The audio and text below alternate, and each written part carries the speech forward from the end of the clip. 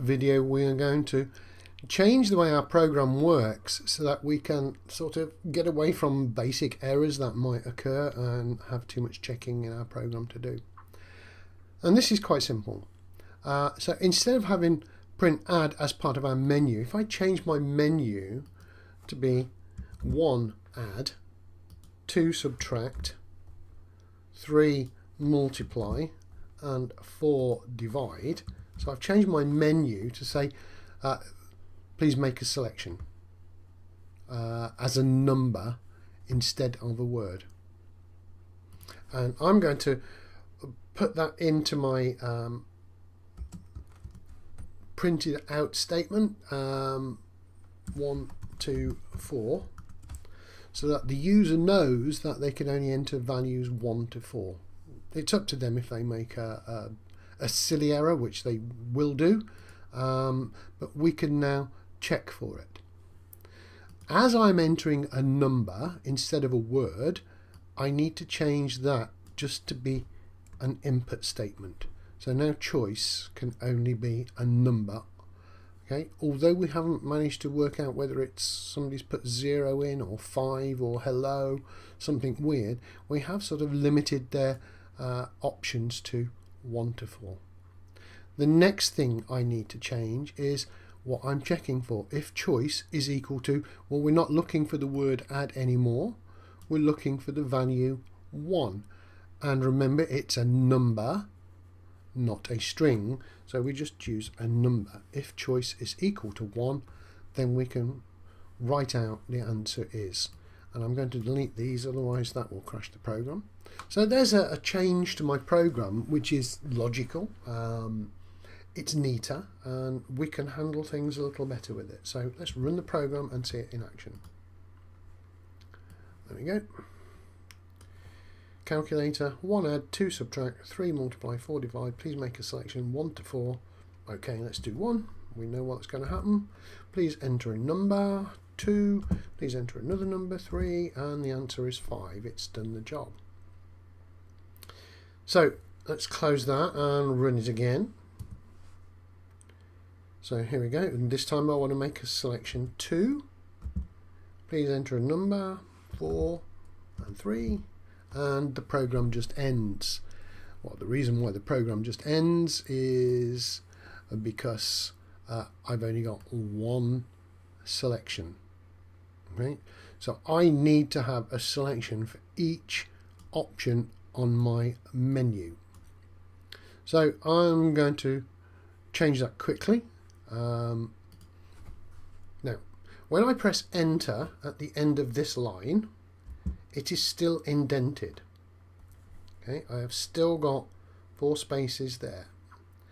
That means that whatever I type here will be part of what happens when the choice is 1. But I want to stop that happening.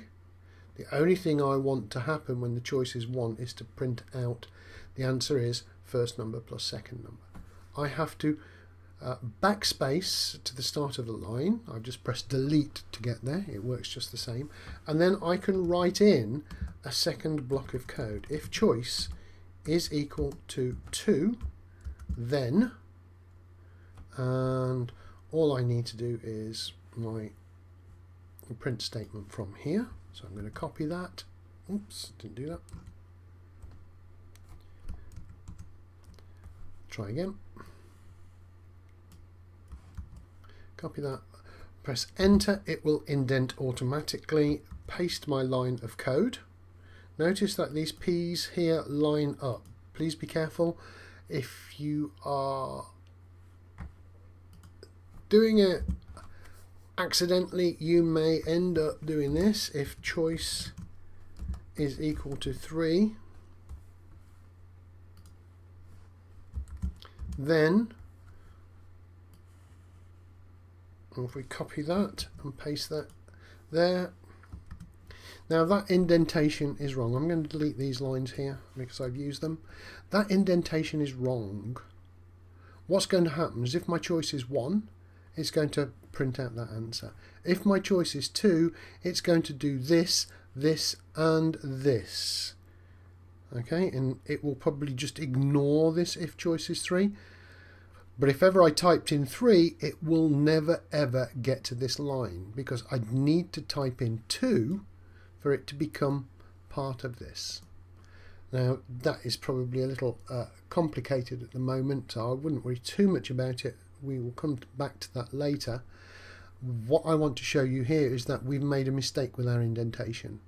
You might think, well, if I click there and press backspace and try and get the indentation right, so let me do that, and I might just take out a few things there.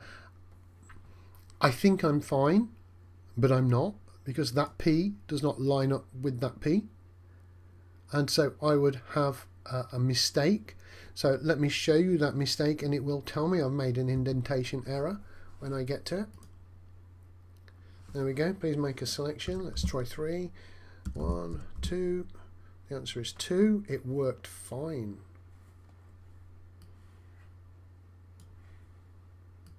Okay, so that one actually worked, and it should not have done. We should have had an indentation error. Is that in? I'll try it again.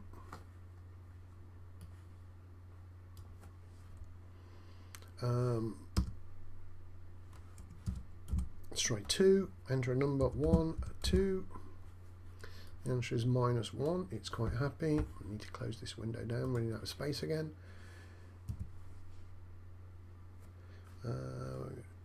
3, 2, 4.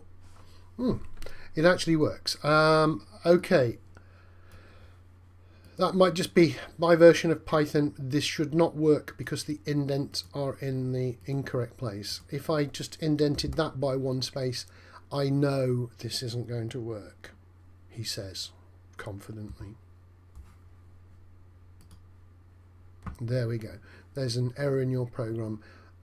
An indent doesn't match any outer indentation level. All that's saying is that the indentations are wrong. We need to be very careful that we get the indentations in the correct place. Now, Python is automatically set. Let me see if I can go for options, configure idle. It's automatically set to accept 4 spaces. You can change that. So when you press the enter after a colon, it will automatically indent 4 spaces. Sometimes if you indent incorrectly, you will end up with a program error that you find difficult to fix. So let me go back, see if I can go back with this to the way it was. There we are.